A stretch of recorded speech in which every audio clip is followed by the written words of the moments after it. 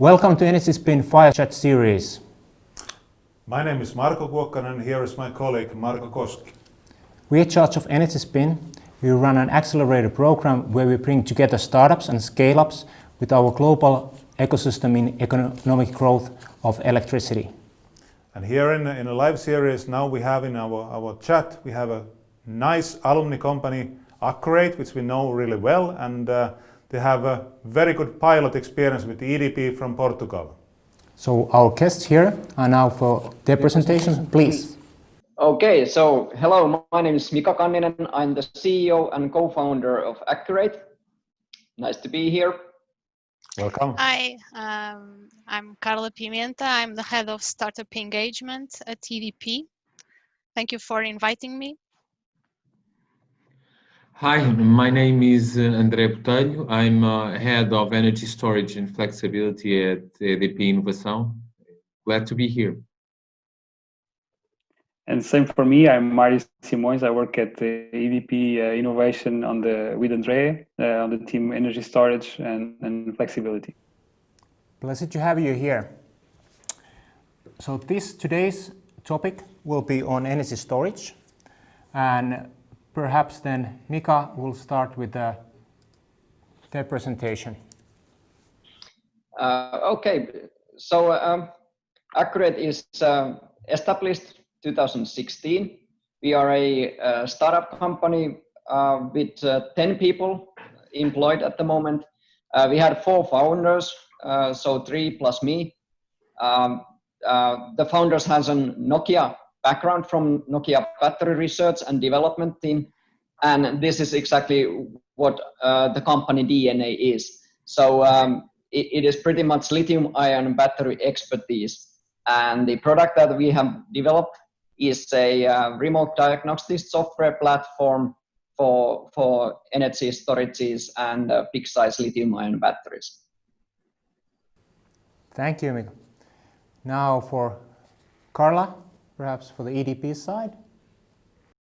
So EDP is a Portuguese utility. However, we have operations now in 19 different countries. We cover all the value chain. So we generate and we distribute and we sell electricity to our customers. We have around 11 million customers around the world with the generation capacity of 27 gigawatts, and our electricity generated worldwide from those 27 gigawatts, approximately 74% is clean energy, hydro, solar, and wind.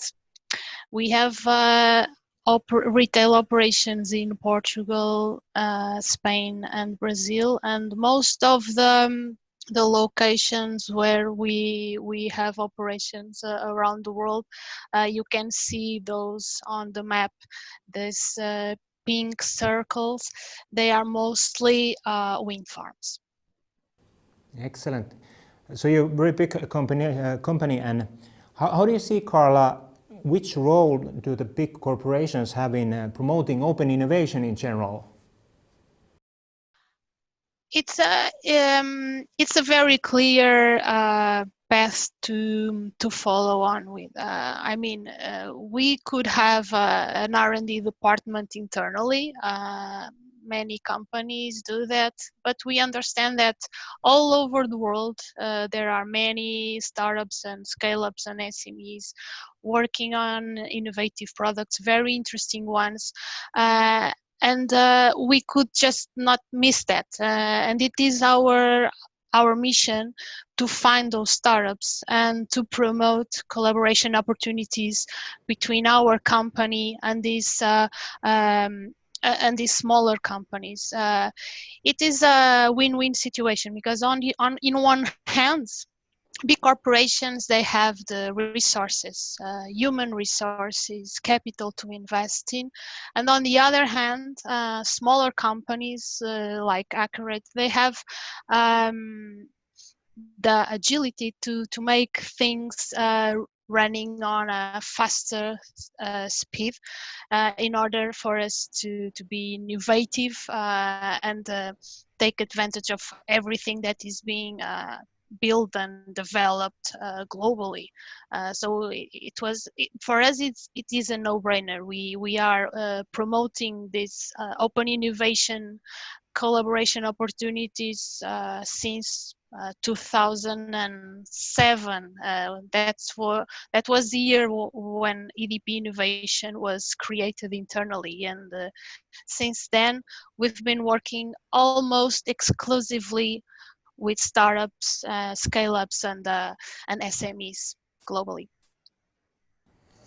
Thank you. I have a question to the Mário. So it's always interesting to hear that how the story has started, and so how did you find actually the Akkurate company? Yes, thank you. Actually, it's an interesting story. At the beginning of 2019, we were at EDP through EDP Innovation. We were assessing our engagement in the European Battery Alliance, and actually we went to one of the events in Brussels. And it happened to occur that I guess somehow we ended up in the same room with other companies, and during the discussions, I mean somehow what Akkurate was doing catched our eyes and our thoughts, and then in the coffee break we actually met up and started the discussions. Since also there was activity at EDP already on that area, I mean, was an easy match. And then from then on, we started, and the discussions in more direct link with the problems in the field, and then we tried to set up something together. Yeah. Thank you. I think it's a moment for Mika also to repeat the story if it's similar, and also I would like to hear that from Mika that because European Battery Alliance is something which is not typical for a startup to, let's say, to participate. That why did you actually decide to participate on a European Battery Alliance? Yeah. So why did we decided to go there? I guess it's a bit about our background. So I used to work for a corporate, and in a corporate world, you know that these kind of working groups and the global assemblies, they are really those places where the decisions are made. So once I heard from the European Battery Alliance, well, first of all, it was close to our heart, the batteries. And then secondly, I immediately realized that, hey, there will be all the decision makers, all the top level battery players. So that was the reason why I decided to go there. And yeah, here we are. So for networking and marketing for your company, that's the right place to be. Yeah, and looking for collaboration. So and also getting news from the European battery market. Yeah. Opportunities rise from every situation. André, what kind of problems EDP have with regarding battery monitoring, and what kind of, let's say, business models that raises around? That's kind of a follow-up question. And how could Akkurate actually then convince you to be the one of the interesting as a startup and with their know-how? How did they convince you? So it's several questions in one. Thank you for the questions. So the problem that we've seen internally is that we have been now developing our battery solutions, and we started to developing megawatt size systems and projects. And we, on the one hand, we have the information that the suppliers give us with the data, but we also wanted to have our internal view of this data. So for us, it was crucial on the first step to really get a knowledge of this data and have, firstly to have a dashboard where we could see the data ourselves. Also to compare with the information that we are getting from different suppliers, And also this allows us on a second step to look into and how to analyze this data, and also how to take more value of the asset that is on the ground. This also allows us to scale up on battery storage projects, where we are now looking at developing quite bigger size systems, and to have this know-how as a first step is crucial, so we can grow sustainably and focused on getting our value, all the value that you can get from energy storage systems. Regarding the second question, how was Akkurate able to convince us, as you mentioned, I would go a little bit firstly back to what Carla just mentioned before. We have been working within EDP Innovation for around 13 years in this ecosystem. So we are almost an internal startup within the EDP ecosystem. So we also do understand the value that a startup can bring into new businesses, into new use cases that we are looking for. And this agility is crucial. So internally, this is something that we have been developing, and our business units are also much more willing to work and participate in projects with startups. But then there's a second aspect, and this is the aspect of Akkurate. Firstly, it is the background. We understood the know-how that Akkurate has for battery storage systems, and so that's crucial. So the know-how is there, but then there's another aspect, and this is the agility, and also the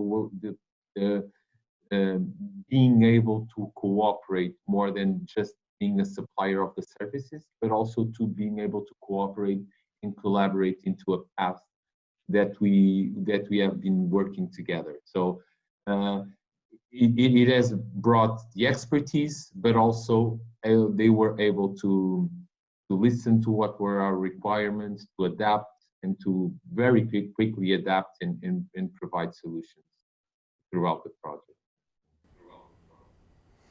Yeah, I also agree that know-how is really important, and I have a question to the Akkurate, that how do you Mika saw the risks actually that when you start to work with a big corporate and you as a startup, that were you wondering that is this now right move to be done, or how did you thought about the topic to work with a big corporate? Yeah, you come from the corporate world, so you know the background. So yeah, so all the traditional stuff like being slow and no decisions and that kind of stuff, you mean? Yeah, but actually we were thinking about it, but not for long, because we thought that okay, there might be such a slowness, but on the other hand, the good things were the scalability and the resources and so forth, and also get the information from a big utility. What are their needs? So we thought that it's more like an opportunity than a threat. Okay, so let's move to the pilot part, because that is what we are supposed to talk here. So question to the EDP, so what have been the experiences with the pilot so far? So especially to the Mário. So thanks for the question. At EDP Innovation, in this case, we didn't act only as a facilitator, but it's also important to understand and to realize that this pilot was with a three-party pilot, because there was in the engagement and direct engagement of the business unit. In this case, EDP Renewables, that is the asset owner of a certain battery that was actually the device providing data for this pilot. And so the three of us, let's say EDP Renewables, EDP Innovation, and Akkurate, in the beginning we set up, I think, quite well the starting points in terms of KPIs and the outcome, what we expected from the pilot to be. And as André also mentioned, it was a kind of an exploratory pilot, and so also being agile and able to design the features throughout the pilot was very important for and also for the learning curve for all of us.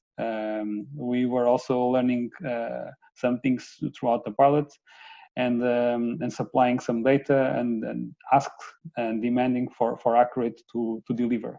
And on their side, it was always very open, and the knowledge that they've shown about the topics and the analytics and to put things together was also was a very positive thing, and ultimately led to the conclusion of the what we have set up in the beginning, and to the platform that was delivered in 6 months, I guess. And that is still operational. The thing is working, and it was a very positive, I think, for all of us, because we are still in the beginning of this energy storage wave that is coming, and doing this kind of stuff and at an early stage is for sure an advantage for us, and we hope also for the startup that needs to grow. Thank you. So Mika, basically the same question, but if you think about it as a reference point, EDP is a wonderful client, a wonderful pilot project. But how did you see yourself from your perspective? Did it go as planned, or what kind of results did you receive?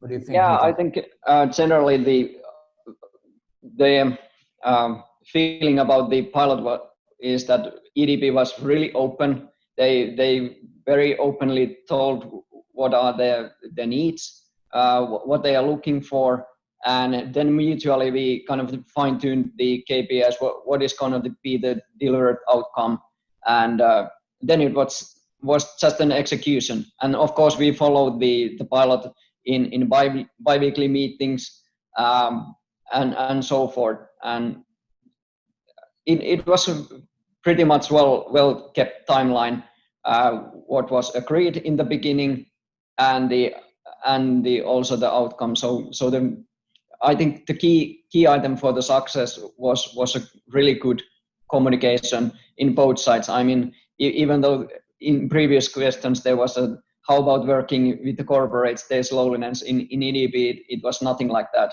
It was really fluent, really fast response times, and I think the outcome was pretty good.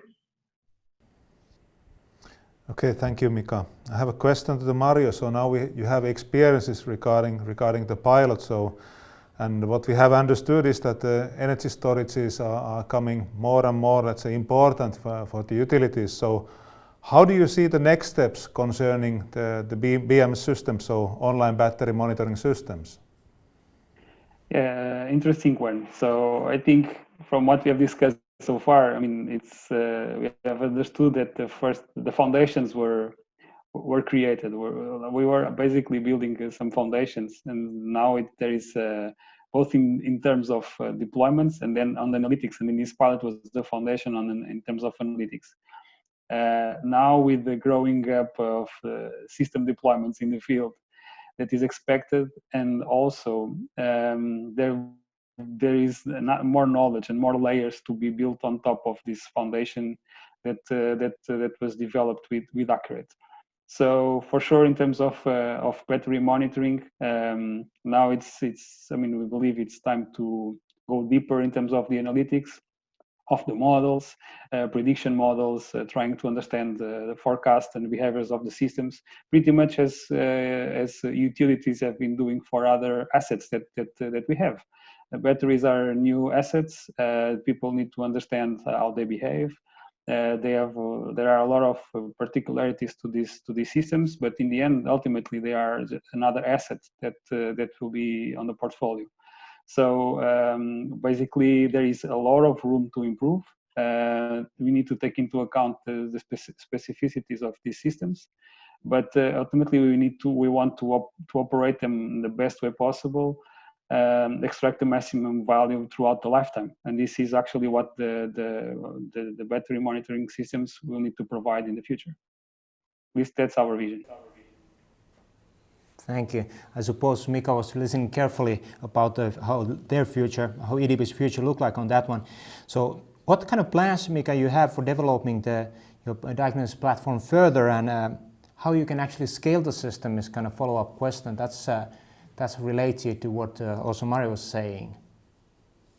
Yeah, that's a really good question in a way that, and the timing is perfect, because now on the background, of course, we have been doing development work, and we are just launching our second version of the product, and the main improvements for the product is that it's more flexible.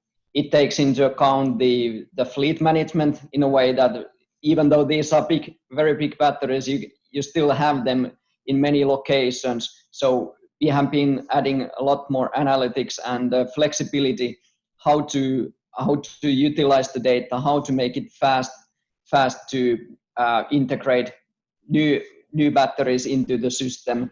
So pretty much the architecture of the new system is pretty much different, and it's much more flexible in order to input new batteries, have a fleet management type of analytics.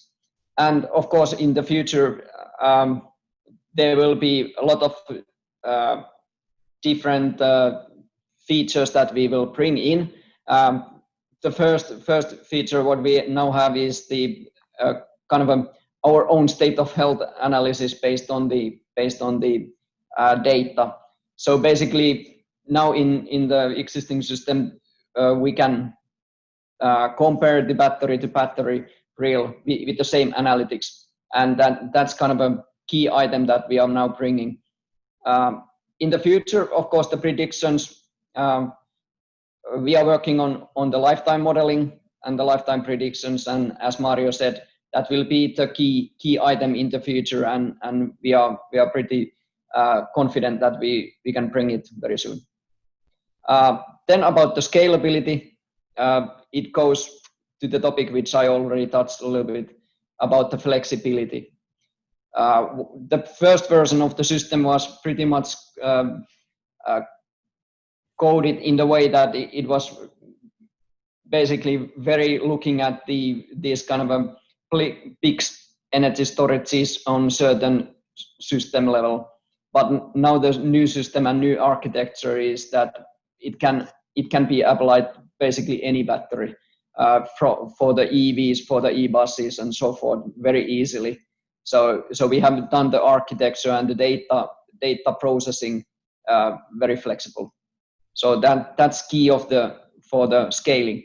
But then of course for the sales and the marketing point of view, developing startup as a company, it's always need to put effort and resources, and now we are, for instance, applying to second accelerator after EnergySpin to take us even further. So just had an application yesterday to Starter, which is EDP is also involved there. Good to hear, Mika.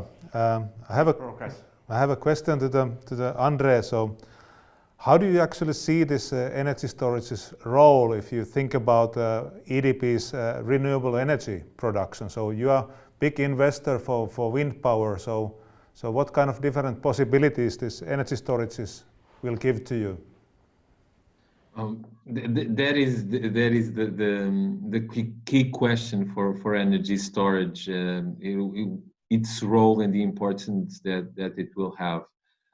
For sure that flexibility is key when we look at the future of the energy sector.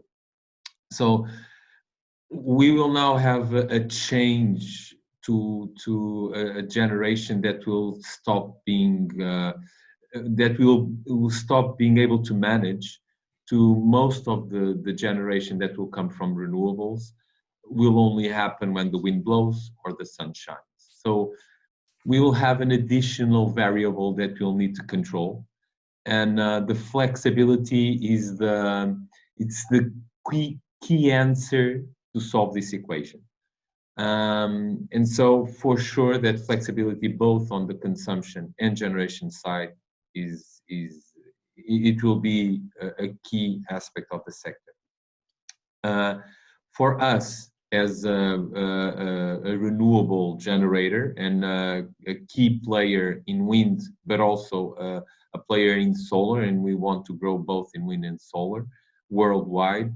For us, the opportunities for energy storage coupled with renewables, we see them as growing and in the markets that we are present, growing and growing. So a key example is the United States, where this market for energy storage has been blooming for already some years.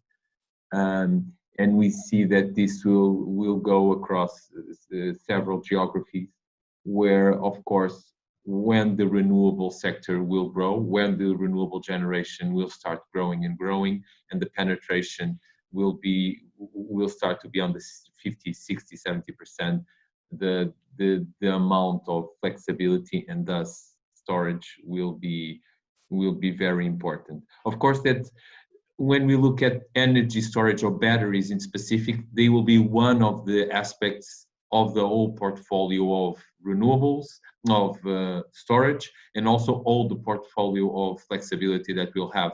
But for sure, it will be a key participant, and we see it already that most of the storage deployed in new investments are battery storage systems. Thank you.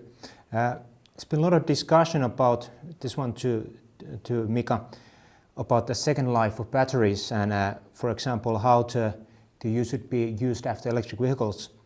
What's your view about that, and what's your role in that one specifically? Do you have a role on that roadmap? Yeah, definitely. So previously we discussed about what's our future plans. Well, I just told the short-term plans, but obviously our idea is that it's not just the battery diagnostics or analytics as such, and no further use. So basically our plan is that the data can be utilized in the business other ways as well, meaning that from the first life you have already all the data available.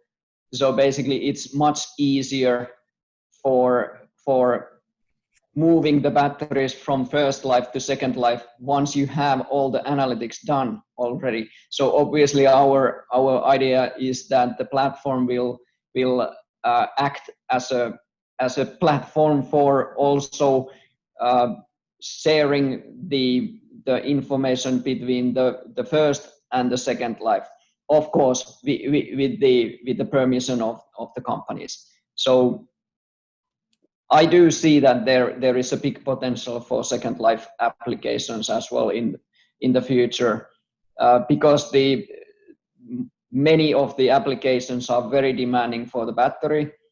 For instance, in EV, there is still roughly 70-80% left capacity once it is already end of its first life.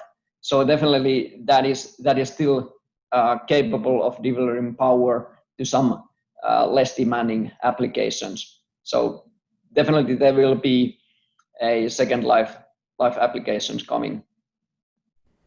Thank you, Mika. I have a question to the Mário. So EDP as a customer, how do you see the possibilities really to use EV batteries? Is it a real option to use those in your energy storages? Yeah, basically at EDP we have been doing also our work in terms of second life for a few years now. It's important also to learn the technology, especially since it's expected that the EV market will grow exponentially quite soon. So the resource will be there. And in terms of sustainability, second life use of batteries taken from EVs on the grid, it's great, but it poses a lot of technical and also economical challenges. that we have been assessing, and it's, I mean, everybody needs to understand how actually will it work. We believe that the resource will be there, because the more cars are sold, the more the resource is spread and is available. But it's, as Mika said, it's probably not in the short term. But it's something that is interesting to look at, and that there might be a very interesting also technology for us to explore, definitely. Actually, I have a question now. It's not so much related on your business, but it's related on football. So how do you cope with the situation, because there is no football played in your country, and as we know, Portugal is fanatic with the football. I think I'm coping very well myself.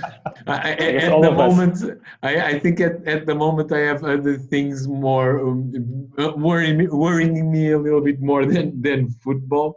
But I think that, and all of us, so I think that we are coping well with not having the football. Maybe you are talking to three of Portuguese, not the particular set of people that are completely enthusiastic about football, but I'm also coping with it well. But I think that we are adapting and going a little bit, also going towards how are we looking towards this crisis. I think that, and Carla could talk a little bit more about our experience through this pandemic, but I think that we've been able to adapt really well, both in terms of working. We had a huge acceleration program that should be happening right now, and Carla is heading that task.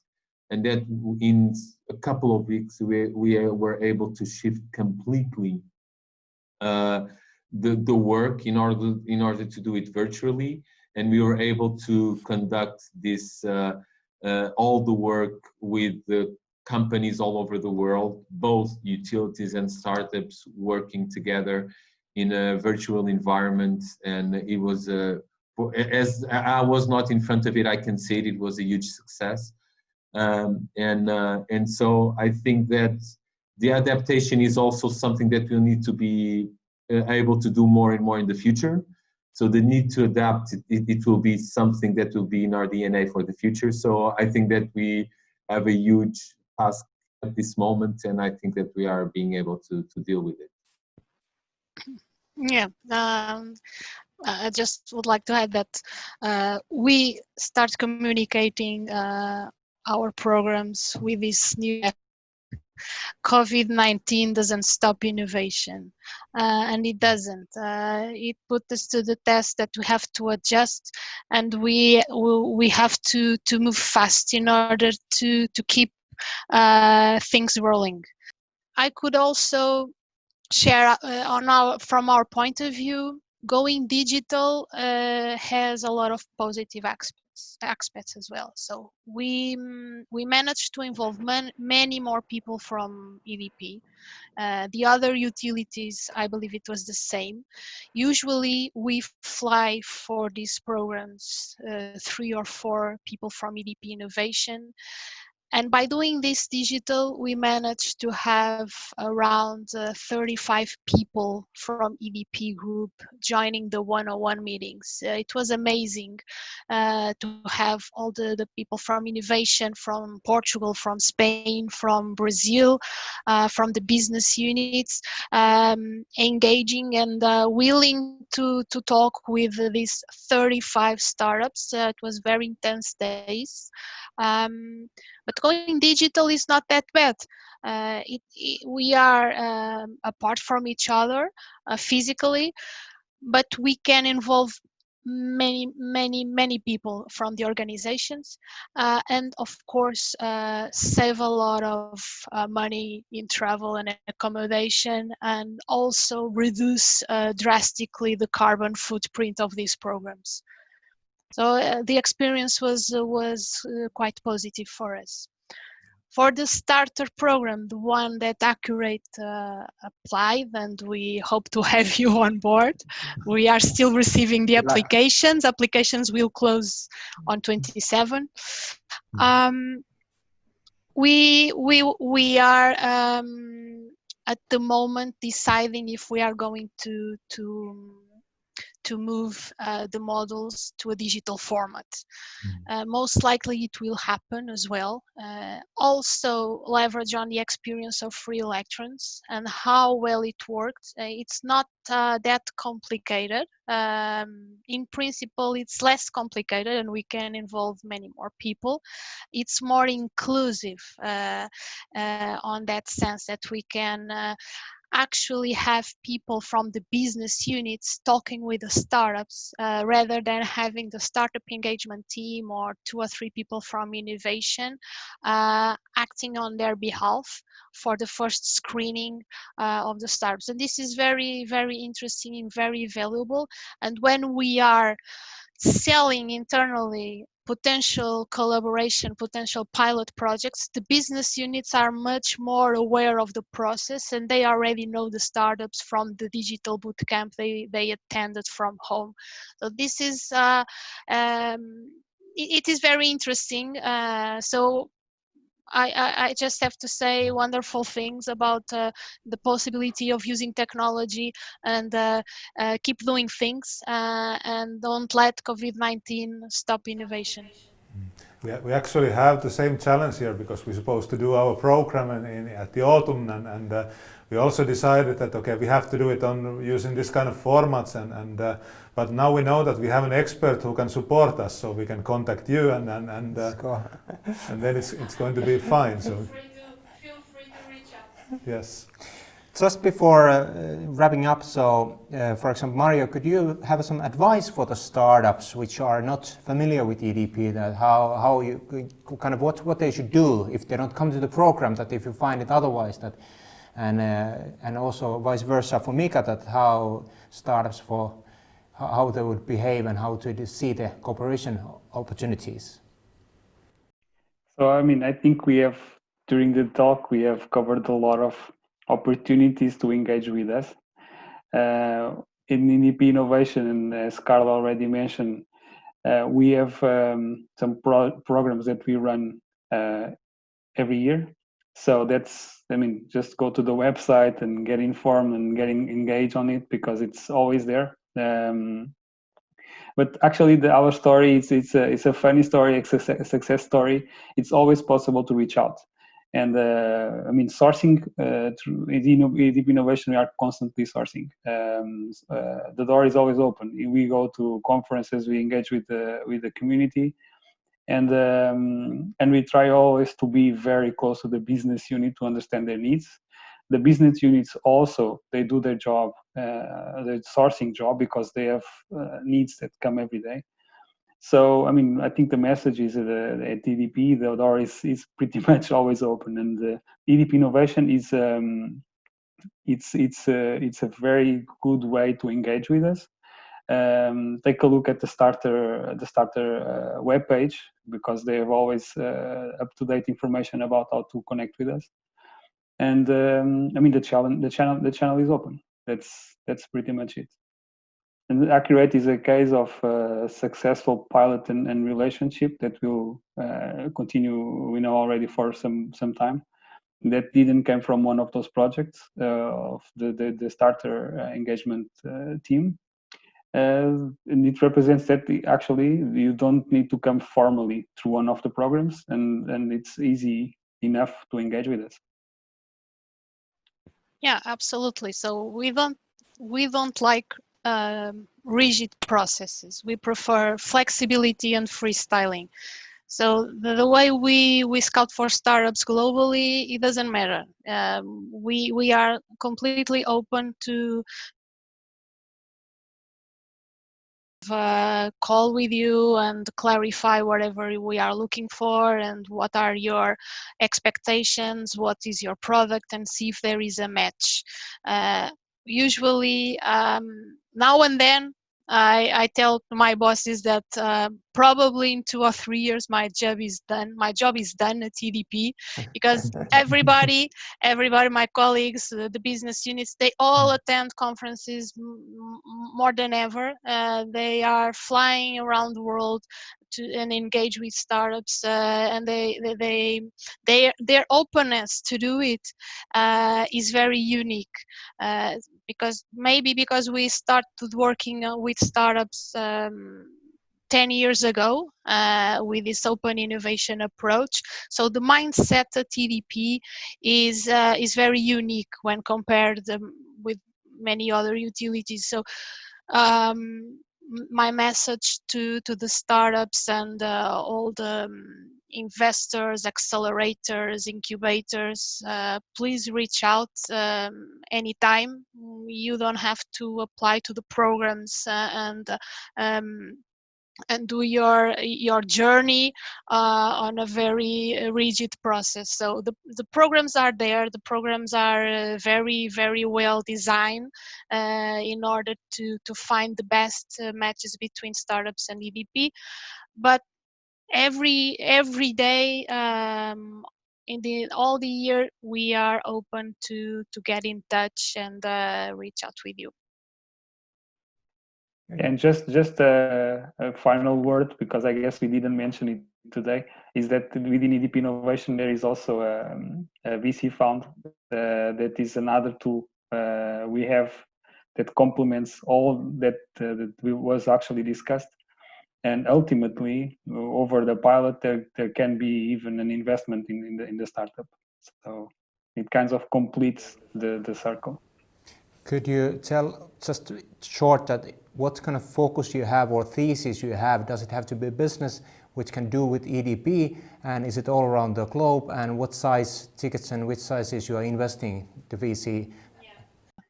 So the EDP Ventures, the CVC arm, they are actually 4 different funds. One is investing internationally, and we have 3 local funds. One that invests only in Portuguese companies, the other one in Spanish companies, and the other one in Brazilian companies. It's where the countries where we have operations in retail.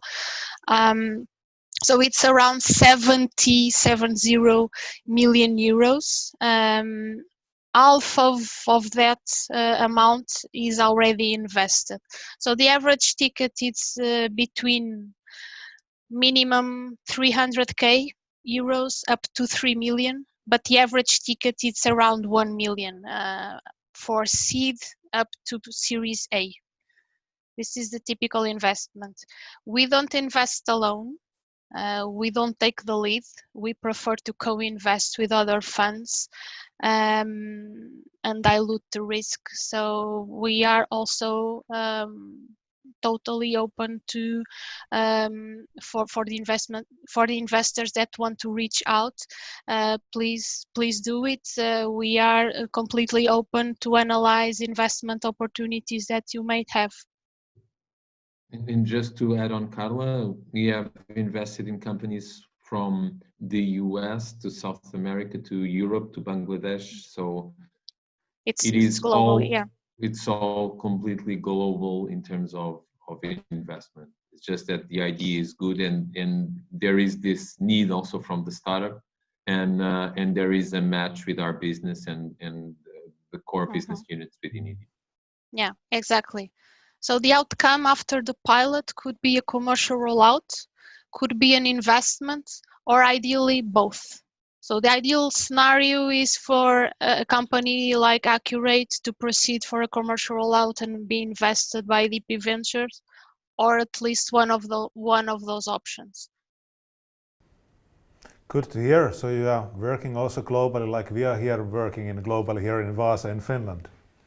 Excellent. We thank you our participants here. It's been great to speak with you. A lot of good discussion. Yeah, thank you also from my behalf. Thank you.